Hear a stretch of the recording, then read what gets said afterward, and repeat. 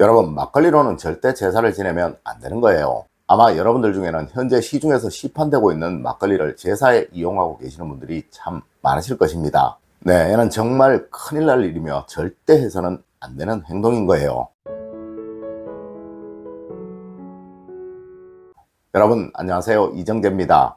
여러분, 현재 시중에 시판되고 있는 막걸리는 우리 전통의 막걸리가 아니에요. 자, 우선 여러분들이 현재 알고 계시는 막걸리와 우리 전통의 막걸리의 차이에 관해 알려드려야 하겠죠. 여러분, 원래 우리 전통 막걸리에 관한 이야기는 고려도경이라는 책에 기록이 되어 있습니다. 네, 이 책은 고려 인종 때 지어진 책으로 막걸리가 고려시대부터 대중화되었으며 또 그때부터 우리 민족이 막걸리를 마셨다는 그 근거를 알려주는 아주 중요한 책이라는 것이죠. 여러분, 여기에 보면 이런 이야기가 있습니다. 고려에는 찹쌀이 없어 맵쌀과 누룩으로 술을 빚는다. 술맛이 독하여 쉽게 취하고 또 빨리 깬다. 그리고 왕이 마시는 술은 양은서에서 빚는다. 이 술은 청주와 법주 두 가지가 있고 이 술은 질 항아리에 넣고 명주로 봉해 저장을 한다. 그리고 서민들은 양은서에서 빚은 술과 같은 좋은 술을 마시기 어려워 맛이 박하고 빛깔이 짙은 것을 마신다라고 말입니다. 네, 고려시대 대표적인 술, 즉 막걸리는 이화주였으며 이는 아주 특별한 술이었다는 거예요.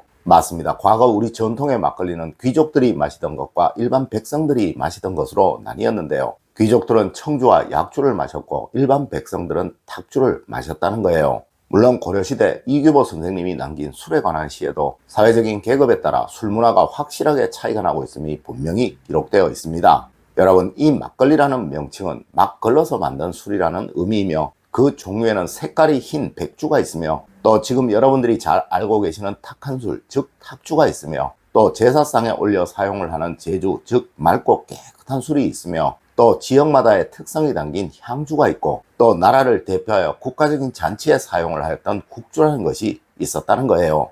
첫 번째로 여러분, 막걸리를 제사에 사용하면 안 되는 이유입니다. 여러분, 앞서의 이야기에서도 대충 이해를 하셨겠지만 지금 여러분들이 알고 계시는 그 막걸리만 막걸리가 아니고 청주도, 법주도, 또 집안마다의 전통주도 다 막걸리인 거예요. 하지만 거의 모든 분들이 막걸리 하면 모두 이것만 생각하실 것이라는 거죠.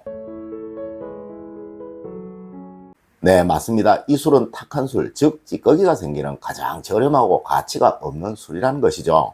여러분, 과연 제사를 지내는 목적이 무엇일까요? 분명 조상에 대한 존중과 존경, 그리고 조상에 대한 그리움이라는 그 사실을 모르시는 분 없으실 거예요. 하여 음식도 내가 차릴 수 있는 형편상 가장 고급진 것, 또 생선도 그러한 것, 또 정과 술도 모두 그러한 것으로 준비를 하는 것입니다. 그리고 또한 가장 맑고 깨끗한 것을 차리는 것이 기본이며 또한 형식도 절차도 정갈하게 하는 것이 기본인 것이죠.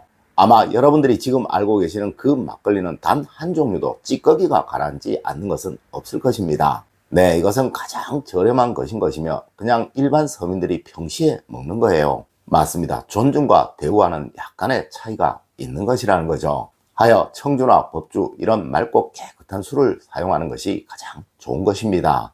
여러분, 용어 때문에 참 많이 헷갈리셨죠? 네, 실은 청주도 법주도 다 우리의 전통의 막걸리였던 것이죠. 그리고 간혹 이 청주를 일본 술이라고 생각하시는 분들이 있으신데요. 네, 맞습니다. 일제시대 때는 일본 술을 청주라고도 했었어요. 하지만 이제는 이 일본 술을 청주라고 하지 않고 정종이라고 합니다. 여러분, 헷갈리지 마세요. 그리고 아마 여러분들 산소의 묘사를 보러 가시는 분들 참 많으실 거예요. 물론 대부분의 분들이 근처 슈퍼에서 막걸리나 하나 사지 뭐 라고 생각들을 하실 것이라는 거죠. 네, 아마 많은 분들이 또 그렇게 하고들 계실 거예요. 여러분, 이제 조금 귀찮으시더라도 경주법주 하나 사서 가시도록 하십시오. 네, 많아야 1년에 한두 번 찾아뵙는 부모님 묘 아닙니까? 그리고 또 매일 대접해 드리는 것도 아니고 1년에 한두 번 대접해 드리는 것이잖아요. 여러분, 묘사이든 제사이든 모든 것이 다 정성인 거예요. 아마 여러분들도 누군가 대강 성의 없이 음식을 차려주면 감동을 하지 않으실 것입니다. 여러분, 부모님들도 조상님들도 다 마찬가지인 것입니다. 네, 하나를 차려도 그곳에 정성이 들어있어야 여러분의 부모님들도 감동을 하시는 것이고 이를 통해 여러분에게 조상복을 내려줄 수 있는 것입니다. 네, 제사를 지내실 때나 또 묘사를 보러 가실 때 꼭 우리의 전통의 막걸리, 청주나 법주를 사용하시도록 하십시오. 여러분, 그래야 조상복을 얻습니다.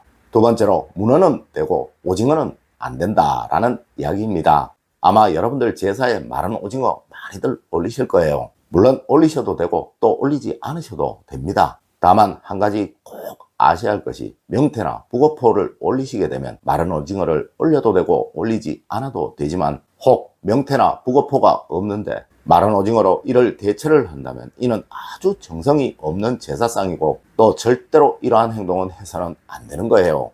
여러분, 제사에 사용하는 생선은 한꺼번에 몰려다니지 않으며 또 그물로 잡히지 않는 것을 사용하는 것이 원칙입니다. 네, 우리 조상님들은 무엇이든 목적이나 의미가 없이 한꺼번에 몰려다니는 것을 천박하고 또 가치가 없는 것이라고 여겼으며 이것은 사람뿐만 아니라 생선 역시 그렇게 생각을 하셨다는 것이죠. 아마 여러분들 문어를 그물로 잡지 않는다는 것 잘 아실 거예요. 네, 한 마리씩 잡죠. 하지만 오징어는 대량으로 잡습니다. 네, 이래서 오징어와 문어가 가치가 다른 것이죠. 물론 이 문어는 우리 조상님들이 유일하게 생선 중에서 그럴 문자를 사용하여서 존중을 하였던 어류예요. 여러분, 왜 그러하였을까요? 여러분, 문어는 새끼를 낳으면 그 새끼를 위해 자기의 목숨을 바치는, 즉 죽을 때까지 자기 알을 지키는 거의 유일한 어류예요. 하여 우리 조상님들은 인간의 도리를 지키지 못하는 사람, 즉 짐승만도 못한 사람이다 라는 말을 할 때 자주 문어의 비유를 하시기도 하셨던 것이죠. 하여 이 문어를 아주 고급 어류로 생각을 하셨으며 또 이 문어를 제사에 올리면 자식들을 위해 최선을 다하셨던 부모님들에게 감사와 고마움을 표하는 것이라고 생각하셨고